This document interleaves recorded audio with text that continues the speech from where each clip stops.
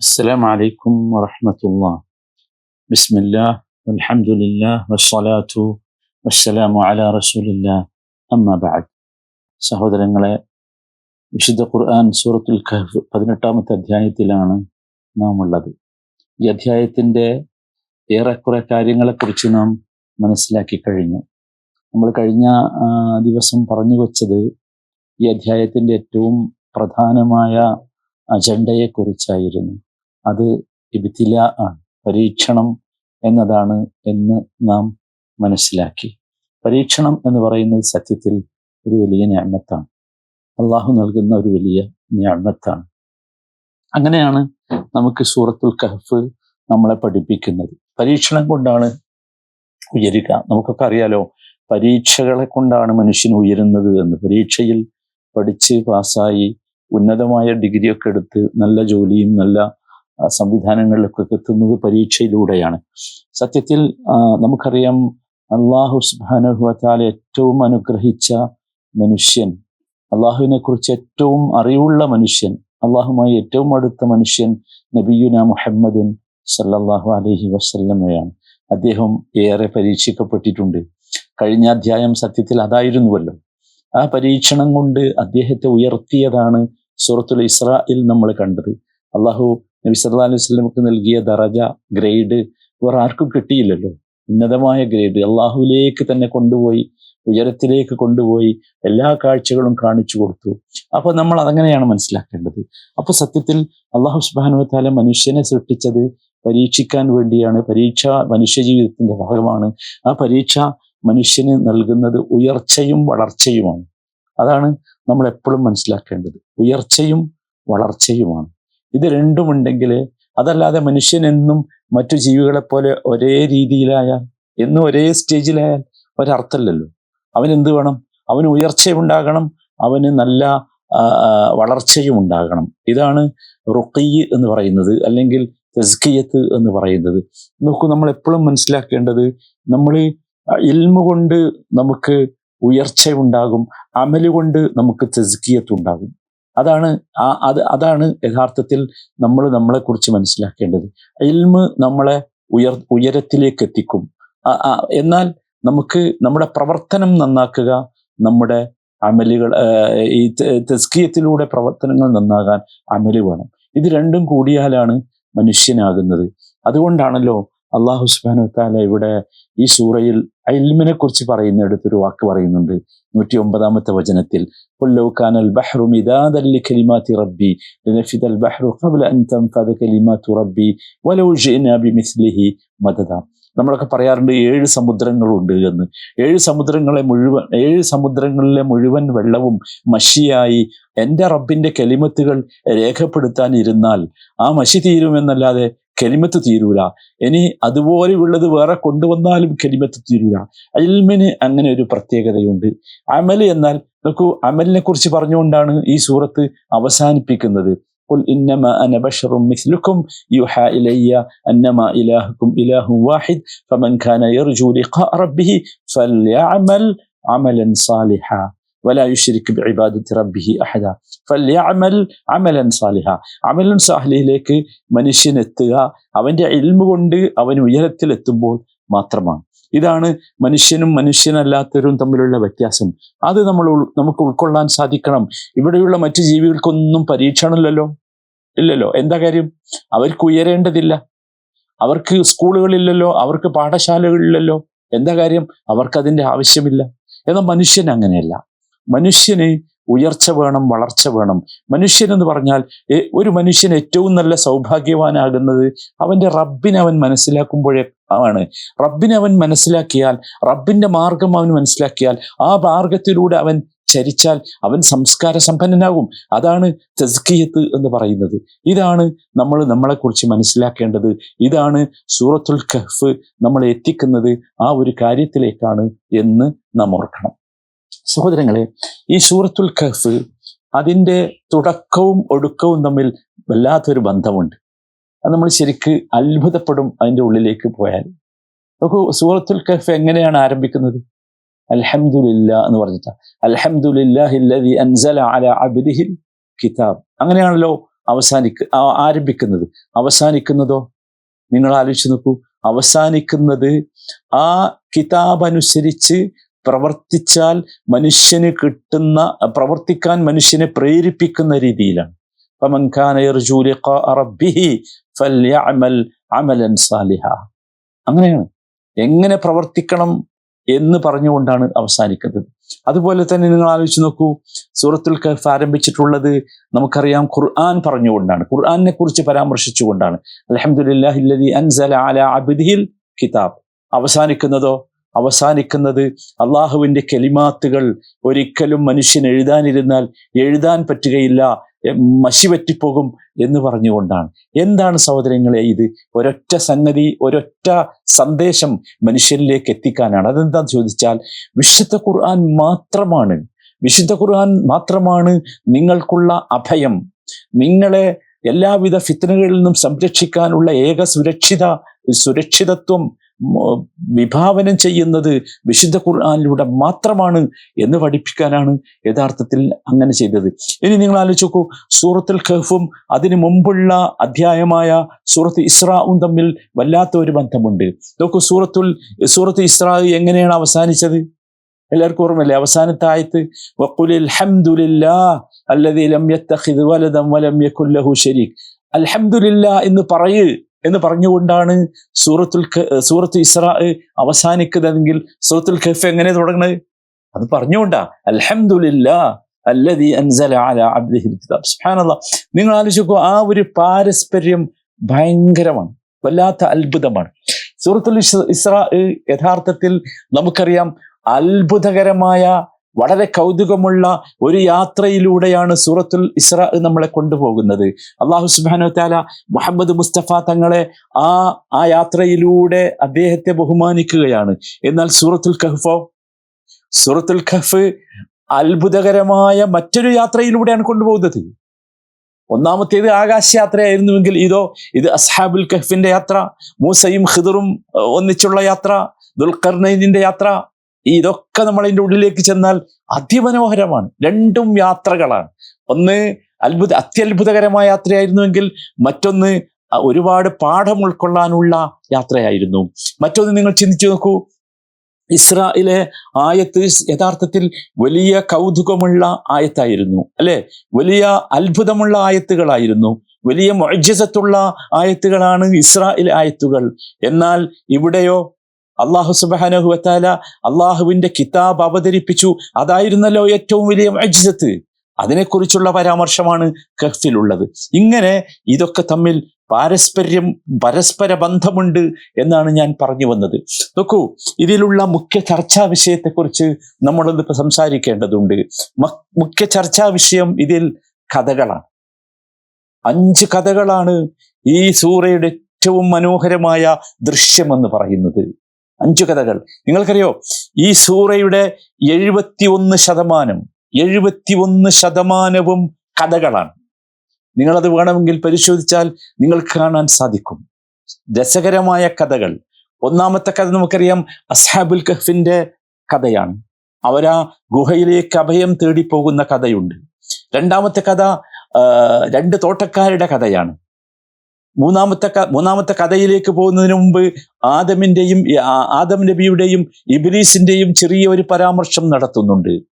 എന്നിട്ട് മധ്യഭാഗത്ത് വരുന്നത്, സൂറയുടെ അധ്യായത്തിന്റെ മധ്യഭാഗത്ത് വരുന്നത് മൂസ അലൈഹിസ്സലാമും അദ്ദേഹത്തിന്റെ ഖിദറും തമ്മിലുള്ള ആ സംഭവമാണ്. ഏറ്റവും അവസാനം ദുൽഖർനൈനിയുടെ കഥ വരുന്നു. എത്ര മനോഹരമാണ് എന്നാലോചിച്ച് നോക്കൂ. ഇതിലുള്ള മുഖ്യ വചനങ്ങളും കഥകളാണ്. അതുകൊണ്ട് തന്നെ ഈ സൂറ പഠിക്കാൻ വളരെ എളുപ്പമാണ്, മനസ്സിലാക്കാൻ വളരെ എളുപ്പമാണ്.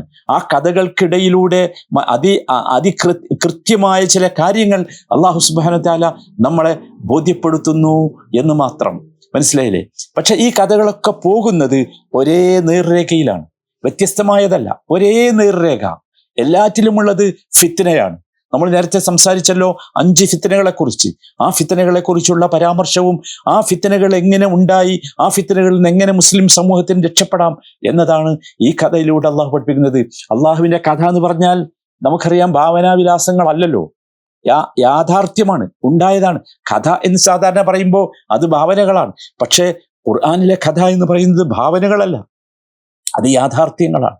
അതുകൊണ്ട് തന്നെ മുഖ്യ പ്രതിപാദ്യ വിഷയം നമ്മൾ ഇതിൻ്റെ ഉള്ളിലേക്ക് പ്രവേശിച്ചാൽ നമുക്കത് ബോധ്യമാകും. ഒന്നാമതായി നമുക്ക് ആദ്യത്തെ ഒരു ഭാഗം ഒരു മുഖവുരയായി പറയാം. അൽഹംദുലില്ലാ എന്ന് തുടങ്ങുന്ന മുഖവുര. ആ മുഖവുരയിൽ വിശ്വാസികൾക്ക് സന്തോഷ വാർത്ത അറിയിച്ചുകൊണ്ടാണ് അള്ളാഹു ആ മുഖവുര അവസാനിപ്പിക്കുന്നത്. വയുബശ്ശിറുൽ മുഅ്മിനീൻ ബിഅന്ന ലഹും അജ്റൻ ഹസന. നിങ്ങൾ ആലോചിക്കുക, എന്ത് രസമാണ്, നല്ല പ്രതിഫലം. എന്നാൽ അള്ളാഹുവിനെ കളവാക്കിയവർക്ക് താക്കീത് നൽകിക്കൊണ്ടാണ്, അള്ളാഹുവിന് മക്കളുണ്ടെന്ന് പറഞ്ഞവരെ ആക്ഷേപിച്ചുകൊണ്ടാണ്, അല്ലെ? അത് പറഞ്ഞ ശേഷം അള്ളാഹു ഒരു കാര്യം സ്ഥാപിക്കുകയാണ്. എന്താന്ന് ചോദിച്ചാൽ, ഈ ഭൂമിയിലുള്ള സകല സൗന്ദര്യങ്ങളും മനുഷ്യരെ നിങ്ങളെ പരിശോധിക്കാനും നിങ്ങളെ പരീക്ഷിക്കാനും വേണ്ടി മാത്രമാണ്.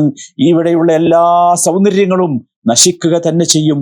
ഇന്നാ ജഅൽനാ മാ അലൽ അർദി സീനത്തൻ ലഹാ ലിനബ്ലുവഹും അയ്യുഹും അഹ്സനു അമല. ഇതാണ് ഇതിന്റെ പ്രിഫൈസ് എന്ന് പറയുന്നത്. അതാണ് ഒന്നാമത്തെ കാര്യം. രണ്ടാമതായി ഈ സൂറ ചർച്ച ചെയ്യുന്ന വിഷയം ദീനിലുള്ള ഫിത്നയാണ്. മനുഷ്യന് ദീനിൽ ഫിത്ന സംഭവിക്കാം. ആ കാര്യം ചർച്ച ചെയ്യുന്നത് അസ്ഹാബുൽ കഹ്ഫിന്റെ കഥ പറഞ്ഞിട്ടാ. അസ്ഹാബുൽ കഹ്ഫിന്റെ കഥ നിങ്ങളൊന്ന് വായിച്ചു നോക്കണം ഈ സൂറകളുടെ ഉള്ളിലേക്ക് പോയിക്കൊണ്ട്. ഒരു കാരണവശാലും വിശ്വാസികൾക്ക് ഒരു കാരണവശാലും ഇത്തരം പ്രതിസന്ധികളിൽ, ദീനിൽ ഒരു പ്രതിസന്ധി വരുമ്പോൾ, ദീനിന്റെ വിഷയത്തിൽ ഒരു പരീക്ഷണം വരുമ്പോൾ പിടിച്ചു നിൽക്കാൻ സാധിക്കാത്തവണ്ണം സമൂഹം പ്രയാസപ്പെടുമെന്നത് കൊണ്ട് തന്നെയാണ് ഈ കഥ ഇവിടെ എടുത്തുദ്ധരിച്ചത്. എന്നിട്ട് ഒരു തരത്തിലുള്ള രാജാക്കന്മാരുടെയോ ഭരണാധികാരികളുടെയോ ഒരു തരത്തിലുള്ള ഭീഷണിക്കും വഴങ്ങാതെ രക്ഷപ്പെട്ട ഒരു സമൂഹം അള്ളാഹുവിൻ്റെ കാരുണ്യത്തിലേക്ക് അവർ അഭയം തേടിയപ്പോൾ അള്ളാഹു അവരെയും അവർ വിശ്വസിച്ചുകൊണ്ടിരിക്കുന്ന അഖീദയെയും സംരക്ഷിച്ച കഥയാണ്. അങ്ങനെ അവരുടെ ദീനിനെ സംരക്ഷിച്ച കഥയാണ് ഈ ഭാഗത്തുള്ളത്. എന്നിട്ട് നിങ്ങൾ ആലോചിച്ചു, ആ കഥ പറഞ്ഞിട്ട് അള്ളാഹു ഒരു കാര്യം പറയുന്നുണ്ട്. അതാണ് ഞാൻ പറഞ്ഞത്, കഥ പറഞ്ഞ ശേഷം കാര്യം പറയുമെന്ന്. എന്താണ് ആ കാര്യം? വളരെ കൃത്യമായി 28-ാമത്തെ വചനത്തിൽ ആ കാര്യം പറയുന്നുണ്ട്. വസ്ബിർ നഫ്സക മഅല്ലദീന യദ്ഊന റബ്ബഹും ബിൽഗദാതി വൽ അശി. എന്നതുകൊണ്ട് ഉദ്ദേശിക്കുന്നത് എന്താണെന്ന് ചോദിച്ചാൽ, വിശ്വാസികളെ, നിങ്ങൾക്ക് രക്ഷപ്പെടണമെങ്കിൽ ഫിത്നയുടെ കാലഘട്ടത്തിൽ, ഫിത്നയുടെ സമയത്ത് നിങ്ങൾക്ക് സബറുണ്ടാകണം, നിങ്ങൾക്ക് സബാത്ത് ഉണ്ടാകണം, നിങ്ങൾക്ക് സുഹ്ബത്തുൻ സാലിഹ ഉണ്ടാകണം. 3 കാര്യങ്ങളാണ് ദീനിൽ ഫിത്ന വരുമ്പോൾ നമ്മൾ ശ്രദ്ധിക്കേണ്ടത്.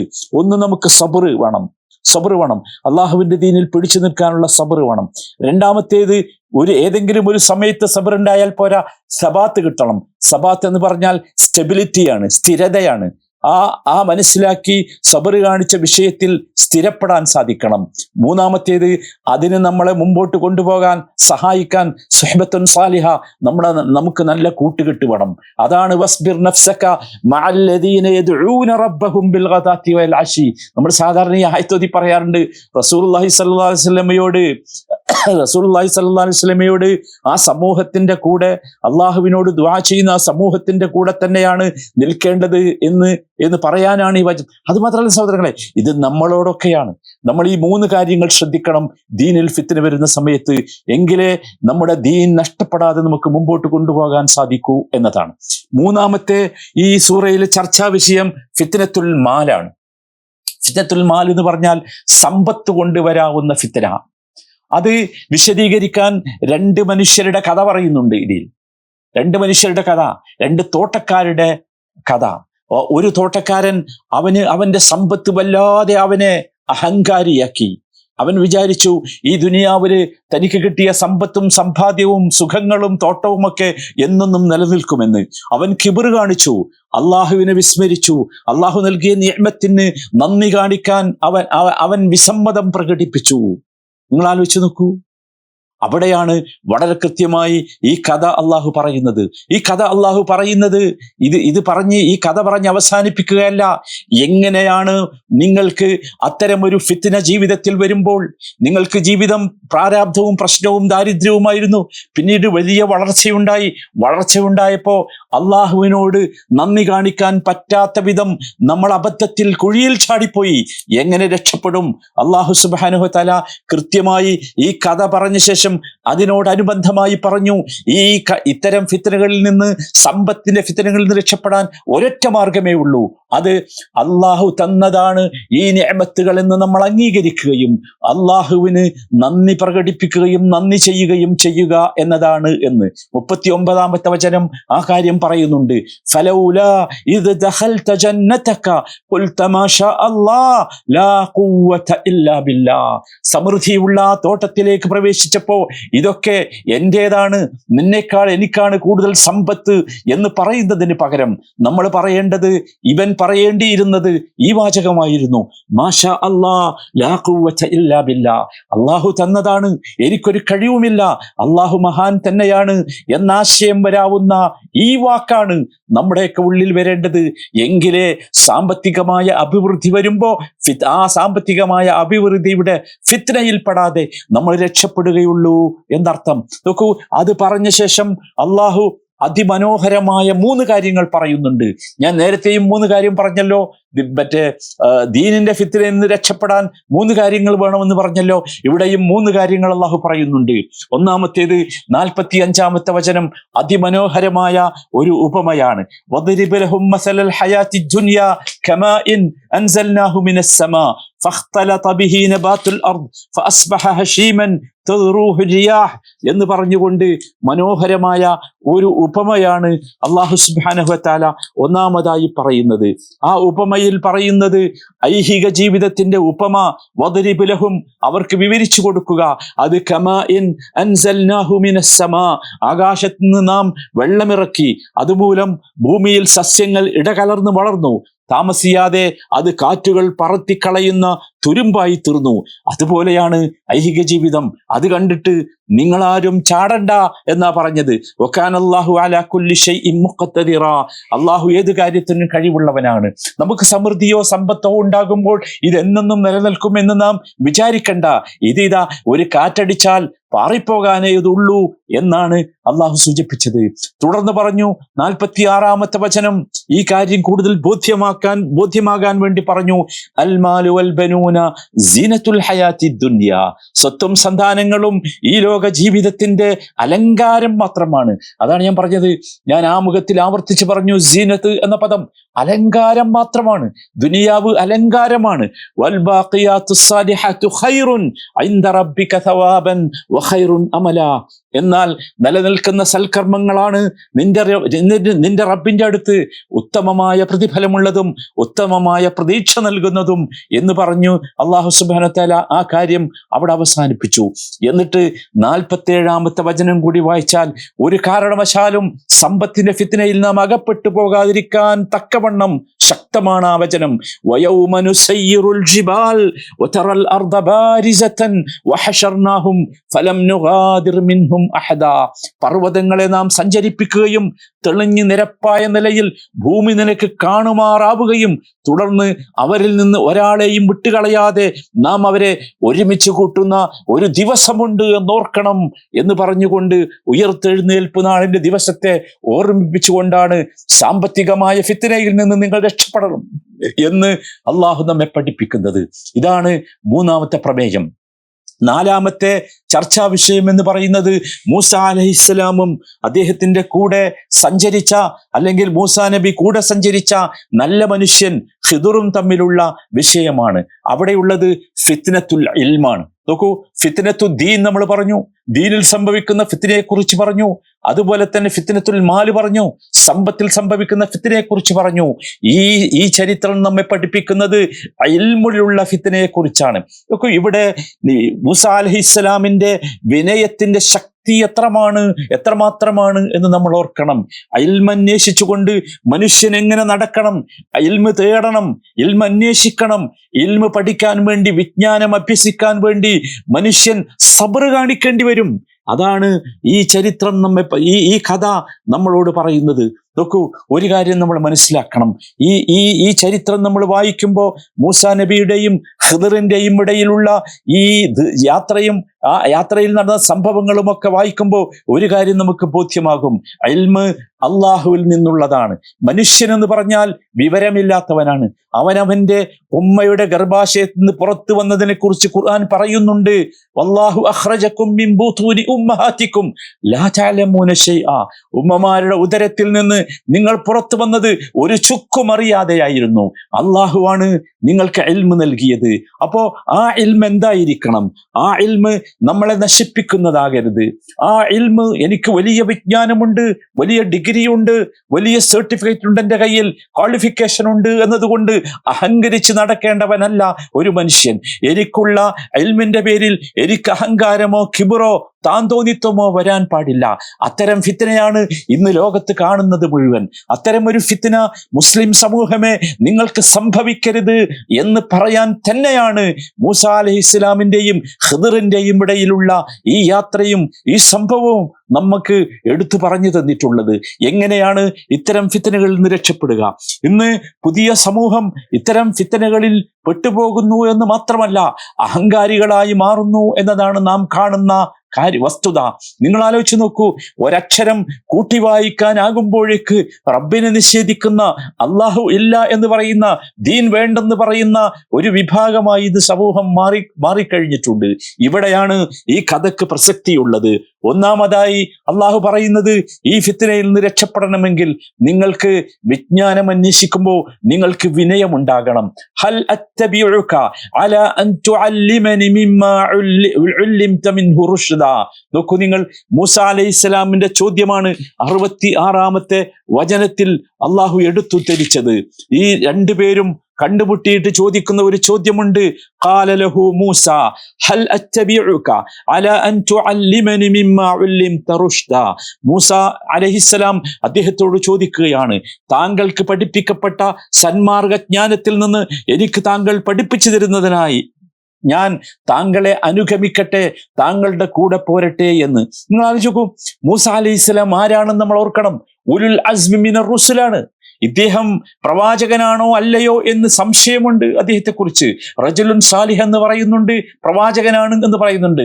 എന്തായിരുന്നാലും മൂസാ അലൈഹി ഇസ്ലാമിന്റെ ഗ്രേഡിലേക്ക് എത്തിയ ഒരു പ്രവാചകനല്ലല്ലോ. എന്നിട്ട് പോലും ഉലുൽ അസ്മുകളിൽപ്പെട്ട, അള്ളാഹു എണ്ണിപ്പറഞ്ഞ 5 മുർസലുകളിൽപ്പെട്ട പ്രധാനിയായ, അള്ളാഹു നേർക്കുനേരെ സംസാരിച്ച കലീമുള്ളയായ മൂസാ അലൈഹിസ്സലാം തന്റെ ഉസ്താദിന്റെ മുമ്പിൽ, തന്റെ ഗുരുവിന്റെ മുമ്പിൽ കാണിക്കുന്ന വിനയം, തന്റെ ഗുരുവിന്റെ സഹവാസം കിട്ടാൻ വേണ്ടി അദ്ദേഹം അഭ്യർത്ഥിക്കുന്ന രീതി നിങ്ങൾ ആലോചിച്ച് നോക്കൂ, എത്ര മനോഹരമാണ്. ഇതാണ് അഹങ്കാരമില്ലാതിരിക്കാൻ വിദ്യാർത്ഥികൾ ചെയ്യേണ്ട ഒന്നാമത്തെ കാര്യം. രണ്ടാമത്തെ കാര്യം, അല്ലാഹു സുബ്ഹാനഹു വ തആല ഇത് പറഞ്ഞ ശേഷം, ഈ കഥ പറഞ്ഞ ശേഷം പറയുന്നുണ്ട്. 69-ാമത്തെ വചനത്തിൽ ആ കാര്യം പറയുന്നുണ്ട്. എന്താണ് ചോദിച്ചാൽ, ഇൽമു കിട്ടണമെങ്കിൽ, വിജ്ഞാനം കരസ്ഥമാക്കണമെങ്കിൽ സബ്ർ വേണം എന്നർത്ഥം. 69-ാമത്തെ വചനത്തിൽ അള്ളാഹു ആ കാര്യം വിശദീകരിക്കുന്നു. സതജിദുനി ഇൻഷാ അല്ലാഹു മിനസ് സാബിരീൻ. അദ്ദേഹം പറയുന്ന ഒരു വാക്കാണത്, സതജിദുനി ഇൻഷാ അല്ലാഹു മിനസ് സാബിരീൻ. അദ്ദേഹം പറഞ്ഞു, മൂസാ അലൈഹിസ്സലാം പറയുകയാണ്, അദ്ദേഹത്തിന്റെ കൂടെയുള്ള ആ മനുഷ്യൻ ചോദിക്കുന്നുണ്ട്, ഇന്നക ലൻ തസ്തതിഅ മഅയ സബ്റ എന്ന് പറയുന്നുണ്ട്, നിനക്ക് എന്റെ കൂടെ ക്ഷമിച്ചു നിൽക്കാൻ കഴിയുകയില്ല എന്ന് പറയുന്നുണ്ട്. പക്ഷേ അതിന് മറുപടിയായി മൂസാ അലൈഹിസ്സലാം പറഞ്ഞ വാചകം, അള്ളാഹു ഉദ്ദേശിക്കുന്ന പക്ഷം സബറുള്ളവനായി താങ്കൾ എന്നെ കണ്ടെത്തുന്നതാണ്, ഞാൻ താങ്കളുടെ ഒരു കൽപ്പനക്കും എതിർ പ്രവർത്തിക്കുന്നതല്ല എന്നാണ്. ഇതായിരിക്കണം ഒരു അധ്യാപകനും ശിഷ്യരും തമ്മിലുള്ള ബന്ധം എന്നർത്ഥം. വിജ്ഞാനം ഈ രീതിയിലാണ് നാം നേടേണ്ടത്, അതിന് സബർ വേണം എന്നർത്ഥം. മൂന്നാമതായി, അതാണ് ഏറ്റവും മനോഹരമായ വിഷയം, അല്ലാഹു സുബ്ഹാനഹു വ തആലയുടെ ഹിക്മത്ത്, അള്ളാഹുവിന്റെ ഖളാ.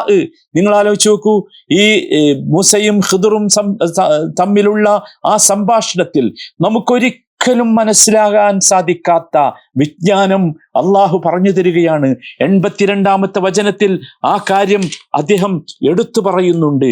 മൂസാ അലൈഹി ഖിദർ ചെയ്ത ഓരോ കാര്യവും ക്ഷമ, ക്ഷമ നഷ്ടപ്പെട്ട് എന്തിനാണെന്ന് ചോദിക്കുന്ന ഘട്ടം വന്നല്ലോ. അത് മുഴുവൻ അവസാനം അദ്ദേഹം വിശദീകരിച്ചു. അത് വിശദീകരിച്ച ശേഷം അദ്ദേഹം പറഞ്ഞ ഒരു വാചകമുണ്ട്, അതാണ് വമാ ഫഅൽതുഹു അൻ അംരി. നിങ്ങൾ ആലോചിക്കൂ, ഈ ചെയ്തതൊന്നും ഞാൻ എൻ്റെ സ്വന്തം അഭിപ്രായം വെച്ച് ചെയ്തതല്ല. അതാണ് വിഷയം.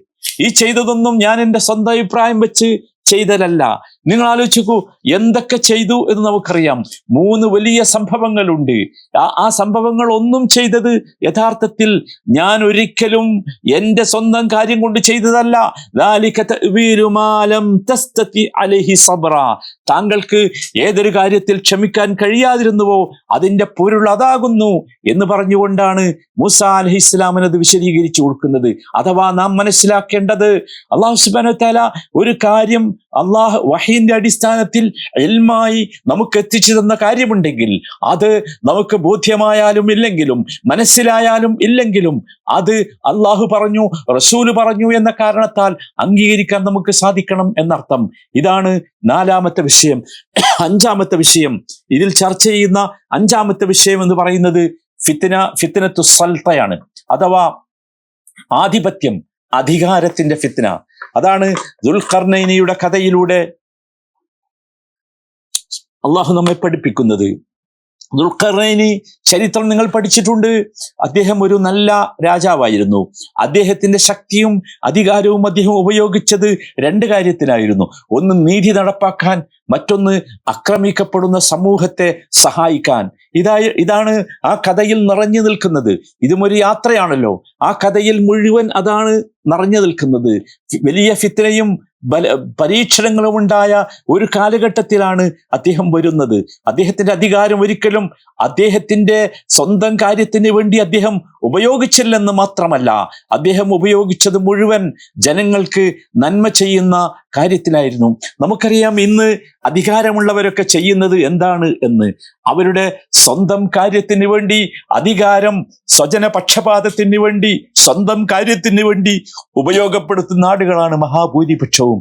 നമുക്ക് ഫറോവയുടെ വിഷയത്തിൽ അത് കാണാം. ഫറോവ ചോദിക്കുന്നുണ്ട്, യാ ഖൗം അലൈസ ലീ മുൽക്കു മിസ്ർ വഹാദിഹിൽ അൻഹാറു തജ്രി മിൻ തഹ്തി. ഈ മിസ്റിന്റെ രാജാവ് ഞാനല്ലയോ? എനിക്കല്ലേ മിസ്റിന്റെ മുഴുവൻ ആധിപത്യമുള്ളത്? നിങ്ങൾ കാണുന്നില്ലേ, ഈ മിസ്റിൽ കാണുന്ന പുഴകളൊക്കെ എൻ്റെ അധികാര പരിധിയിലല്ലേ, എൻ്റെ നിർദ്ദേശമനുസരിച്ചല്ലേ ഒഴുകുന്നതെന്നൊക്കെ പറയുന്ന അഹങ്കാരത്തിന്റെ കൊടുമുടിയിലായിരുന്നു ഭൂലോകത്തുള്ള രാജാക്കന്മാർ മുഴുവൻ. ഇത്തരം ഒരു അഹങ്കാരം ഭരണാധികാരികളെ, രാജാക്കന്മാരെ, നിങ്ങൾക്ക് വരരുതേ, അങ്ങനെ അതൊരു ഫിത്നയാണ്. ആ ഫിത്നയിൽ നിങ്ങൾ രക്ഷപ്പെടാൻ നിങ്ങൾ എന്ത് മനസ്സിലാക്കണം എന്നാണ് ഈ കഥ പറഞ്ഞ ശേഷം അള്ളാഹു പറയുന്നത്. ഒന്ന്, നിങ്ങളുടെ അധികാരം നിങ്ങൾ നന്മയ്ക്ക് വേണ്ടി ഉപയോഗപ്പെടുത്തണം. ദുൽഖർനൈൻ മനോഹരമായ ഒരു മാതൃകയാണ്. അദ്ദേഹത്തിന്റെ ശക്തിയും കഴിവുമൊക്കെ ദുർബലന്മാരായ പ്രയാസപ്പെടുന്ന മനുഷ്യന്മാരെ സഹായിക്കാൻ വേണ്ടി ഉപയോഗിച്ചു, നീതി നടപ്പാക്കാൻ വേണ്ടി ഉപയോഗിച്ചു. അദ്ദേഹത്തിന്റെ അധികാരം ഒരിക്കലും അദ്ദേഹത്തെ അന്ധനാക്കിയില്ല. 2ാമത്തെ കാര്യം നിങ്ങൾ ശ്രദ്ധിച്ചു നോക്കൂ. അദ്ദേഹത്തിന് കിട്ടിയ അധികാരത്തിന്റെ ഫضല്, ശ്രേഷ്ഠത അള്ളാഹുവിലേക്കാണ് ചേർത്ത് പറഞ്ഞത്. ആഖിറത്തിനെയാണ് അദ്ദേഹം ഓർത്തത്. തന്റെ പ്രവർത്തനത്തിൽ ഇഖ്ലാസ് ഉണ്ടാകണം എന്നാണ് അദ്ദേഹം ആഗ്രഹിച്ചത്. അത് അദ്ദേഹത്തിന്റെ വരികളിൽ തന്നെ ഉണ്ട്. 98ാമത്തെ വചനത്തിൽ കാണാം, ഖാല ഹാദാ റഹ്മത്തും മിർ റബ്ബി ഫഇദാ ജാഅ വഅദു റബ്ബി ജഅലഹു ദക്കാഅ വകാന വഅദു റബ്ബി ഹഖ്ഖാ. അല്ലാഹു സുബ്ഹാനഹു വ തആല അദ്ദേഹത്തിന്റെ വാചകം ഉദ്ധരിച്ചുകൊണ്ട് തന്നെ പറയുകയാണ്. അദ്ദേഹം അഥവാ ദുൽഖർനൈൻ പറഞ്ഞു, ഹാദാ റഹ്മത്തും മിർ റബ്ബി, എനിക്കിതൊക്കെ ചെയ്യാൻ സാധിച്ചത്, നിങ്ങൾ ആവശ്യപ്പെട്ടതൊക്കെ എനിക്ക് ചെയ്തു തരാൻ സാധിച്ചത് എൻ്റെ രക്ഷിതാവിങ്കിൽ നിന്നുള്ള കാരുണ്യം കൊണ്ടാണ്, എൻ്റെ കഴിവ് കൊണ്ടല്ല എന്നർത്ഥം. നിങ്ങൾ ആലോചിക്കൂ, എത്ര മനോഹരമാണ് അത്. എന്നിട്ട് പറഞ്ഞു, ഫഇദാ ജാഅ വഅദു റബ്ബി ജഅലഹു ദക്കാ, എന്നാൽ എൻ്റെ രക്ഷിതാവിൻ്റെ വാഗ്ദത്ത സമയം വന്നാൽ അവൻ അതിനെ തകർത്ത് നിരപ്പാക്കി കളയും. ഞാൻ ഉണ്ടാക്കിയ ഈ വലിയ ചുമരുണ്ടല്ലോ, അത് തകർത്ത് കളയും റബ്ബ്. അതാണ് വകാന വഅദു റബ്ബി ഹഖ്ഖാ, എൻ്റെ രക്ഷിതാവിൻ്റെ വാഗ്ദാനം യാഥാർത്ഥ്യമാണ് എന്ന് പറഞ്ഞുകൊണ്ടാണ് ആ വാചകം അദ്ദേഹം അവസാനിപ്പിക്കുന്നത്. എന്നിട്ട് 110ാമത്തെ അദ്ദേഹത്തിന്റെ ഒരു സന്ദേശം തന്നെയാണത്. ഫമൻ കാന യർജൂ ലിഖാഅ റബ്ബിഹി, അതുകൊണ്ട് എല്ലാം നശിക്കുന്ന ഒരു ദിവസം അള്ളാഹുവിനെ കണ്ടുമുട്ടണം എന്ന് വിചാരിക്കുന്നവർ ഫൽയഅമൽ അമലൻ സാലിഹൻ വലാ യുശ്രിക് ബിഇബാദത്തി റബ്ബിഹി അഹദാ, സൽക്കർമ്മങ്ങൾ ചെയ്യണം, നിങ്ങൾ ശിർക്ക് ചെയ്യരുത് എന്ന് പറഞ്ഞുകൊണ്ടാണ് അവസാനിപ്പിക്കുന്നത്. ഈ 5 വിഷയങ്ങളാണ് ഈ അധ്യായത്തിലെ ഏറ്റവും മർമ്മപ്രധാനമായ ഭാഗം. നിങ്ങൾക്ക് മനസ്സിലായി കാണുമെന്ന് ഞാൻ വിചാരിക്കുന്നു. കഥ പറഞ്ഞു പോവുകയല്ല, കഥയ്ക്ക് ശേഷം അടിസ്ഥാനപരമായി കഥയിൽ നിന്ന് ഉൾക്കൊള്ളേണ്ട ഇബ്രത്ത് എന്താണ്, പാഠം എന്താണ് എന്ന് പറഞ്ഞുകൊണ്ടാണ് അല്ലാഹു സുബ്ഹാനഹു വ തആല ഈ സൂറ അവസാനിപ്പിച്ചിട്ടുള്ളത് എന്നർത്ഥം. ഇതാണ് ഈ സൂറയെക്കുറിച്ച് മൊത്തത്തിൽ നമ്മൾ മനസ്സിലാക്കേണ്ടത്. അല്ലാഹു സുബ്ഹാനഹു വ തആല കൂടുതൽ മനസ്സിലാക്കാനും ഉൾക്കൊള്ളാനും നമുക്കൊക്കെ തൗഫീഖ് നൽകുമാറാകട്ടെ.